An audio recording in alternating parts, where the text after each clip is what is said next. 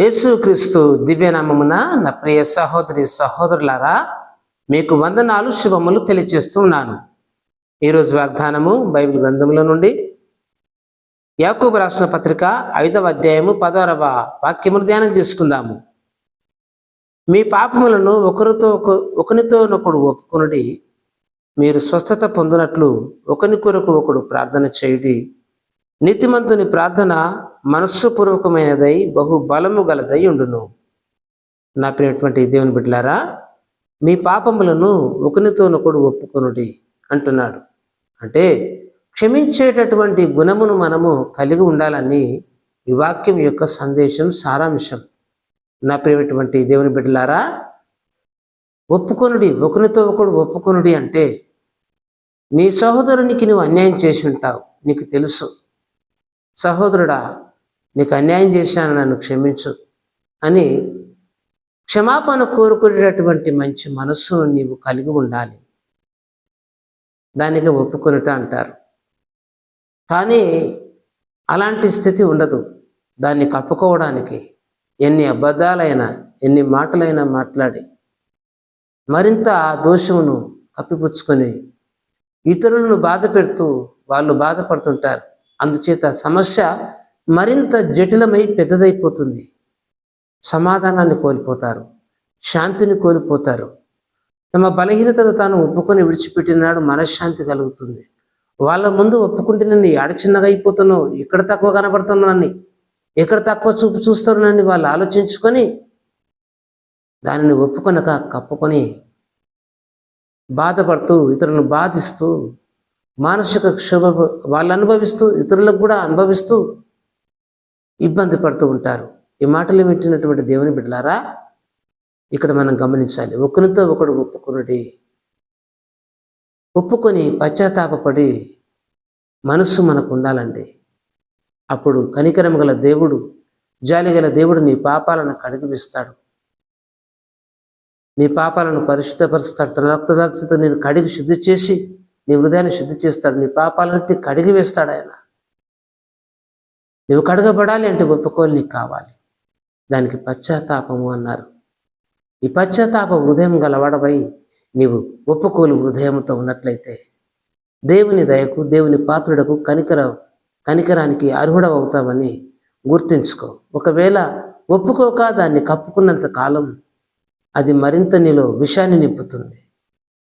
పుండు పెద్దదైనట్టుగా, చీముతో నిండినట్టుగా నీ హృదయం మరింత చీకటితో నిండుకుంటుంది, మోసపోతావు.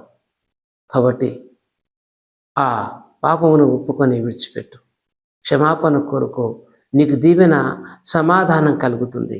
అందుకంటున్నాడు, మీరు స్వస్థత పొందినట్లు ఒకని కొరకు ఒకడు ప్రార్థన చేయడి.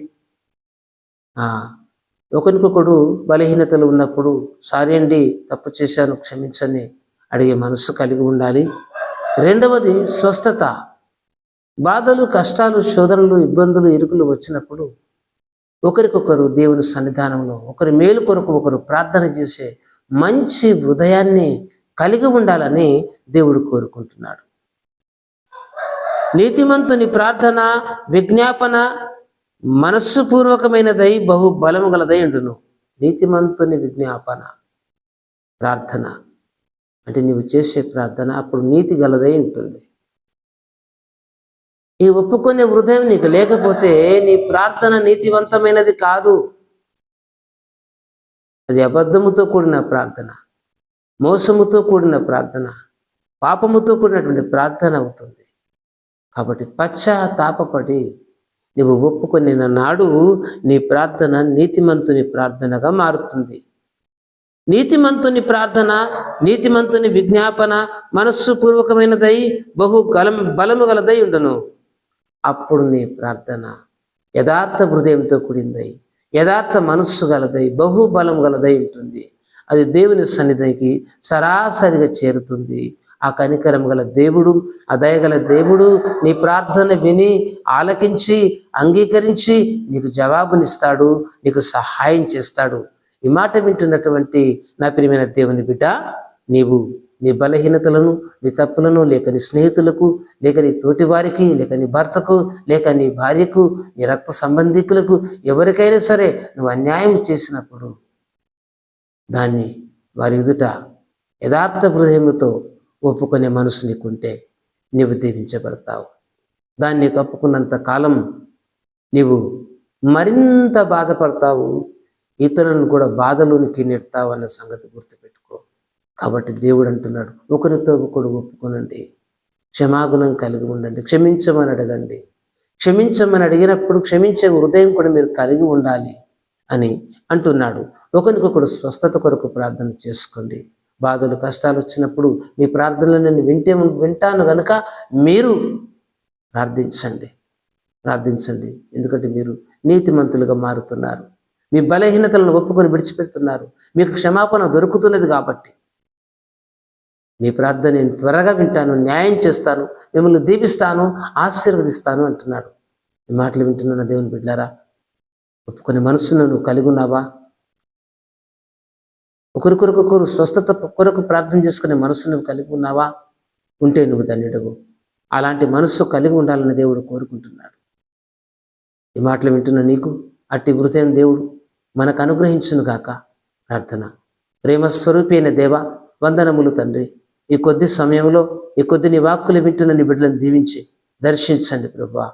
మీ పాపములను ఒకరితో ఒకరు ఒప్పుకున్నట్టున్నావు తండ్రి. ఎవరికి అన్యాయం చేస్తున్నారో వారు తమ తప్పును గ్రహించి ఒప్పుకొని విడిచిపెట్టేలాగా సహాయం చేయి. తన సహోదరుల యొద్దకు వెళ్ళి క్షమాపణ అడిగే మంచి మనసును బిడ్డలకు దయచేయి తండ్రి. దేవా, ఒకరినొకరు ప్రార్థన చేసుకుని తండ్రి మీ ద్వారా మేలు దీవెన స్వస్థత పొందుకున్నట్లు సహాయం చేయమని అడుగుతున్నాం తండ్రి. నీకు వందనములు స్తోత్రము కలుగుగాక. నీతిమంతుని ప్రార్థన విజ్ఞాపన బహుబలం గలదేంటున్నావు తండ్రి. నీతిమంతులుగా మేము మారాలి అంటే ఒప్పుకోలు అవసరం, పశ్చాత్తాపం అని అవసరం అని నీవు అంటున్నావు తండ్రి. ఆ పశ్చాత్తాపాన్ని జ్ఞాపకం చేసుకొని తండ్రి మేము ఒప్పుకొని మా జీవితాలను సరి చేసుకొని నీ యందు ఇంకా అభివృద్ధి పొంది ఆశీర్వాదం పొందుకునే సహాయం మాకు అనుగ్రహించండి. అట్టి జ్ఞానం అనుగ్రహించండి. అట్టి దీవెన దయచేయమని యేసు దివ్యనామమున ప్రార్థిస్తున్నాం తండ్రి. ఆమేన్.